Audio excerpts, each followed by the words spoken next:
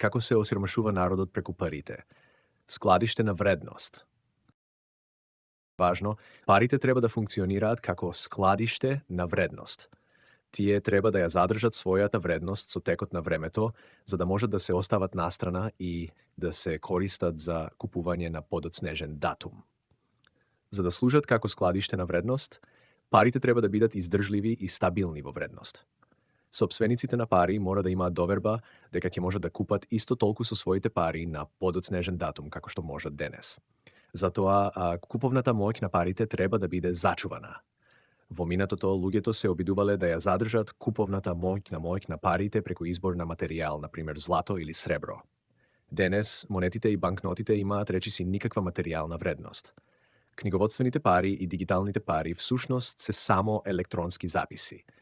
Поради оваа причина, луѓето мора да имаат доверба дека нивните пари ќе ја задржат својата вредност. Централните банки ја заштитуваат вредноста на парите. Но како се креираат парите? Во поблиското минатото златото се користело како пари.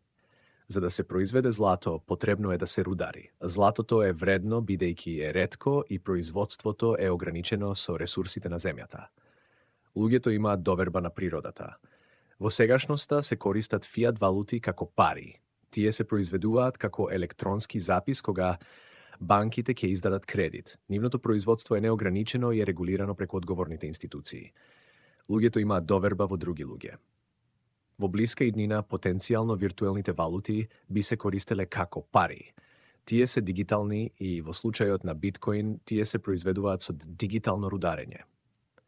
Нивното производство е ограничено со код, компјутерска програма. Луѓето имаат доверба во кодот и компјутерската технологија. Во периодот од 2003 година до 2023 година, годишното зголемување, односно производство на злато, е помеѓу 1,51% и 1,91% од вкупната количина на злато што до тогаш е произведена. Во истиот период, годишното создавање на нови денари е помеѓу 0% и 29% од вкупната количина на денари што до тогаш била создадена. Во периодот од 2010 година до 2023 година, годишното создавање на биткоин е помеѓу 209% и 1,76% од количината на биткоин што до тогаш била создадена.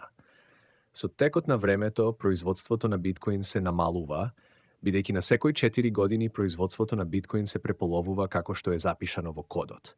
Сега да провериме дали вредноста на парите е заштитена со текот на времето. За проверка ќе земеме една пензија, која во 2003 година изнесува 12.500 денари и истата ќе ја претвориме во златни пари. Секоја златна пара е по 2 грама злато. Секоја година пензијата ќе ја зголемуваме за 500 денари. Во првиот калкулатор се пресметува сумарно колку златни пари може да се купат со пензијата секој месец во годината. Во вториот калкулатор се пресметува сумарно колку денари се добиени од пензијата во годината. Во третиот калкулатор се пресметува колку златни пари би се добиле доколку пензијата би се исплаќала во златни пари без промена со текот на времето. Со текот на времето може да се забележи дека како се зголемува бројот на вкупни денари, така се намалува вредноста на денарот и може да се купат помалце златни пари со текот на времето иако се зголемува пензијата во денари. Во период од 20 години пензијата е фиктивно зголемена за 84%, но фактички е намалена за 80% доколку сте ги штеделе парите или 49% доколку сте ги трошеле парите кога сте ги добиле. Направената штета е во износ од 2121 златни пари во првиот случај и 1294 во вториот случај. Македонскиот народ и другите народи со кои живееме се осиромашуваат со неконтролирано креирање на пари, издавање на кредити, кое најверојатно се прави координирано помеѓу одговорните институции. Бидете внимателни и заклучете сами дали во моментов парите ги исполнуваат сите функции за да бидат пари. Бидете внимателни и со сите другите конвенционални фиат валути. Ова видео е од едукативна природа. Направете сопствена проверка и анализа и донесете сопствен заклучок.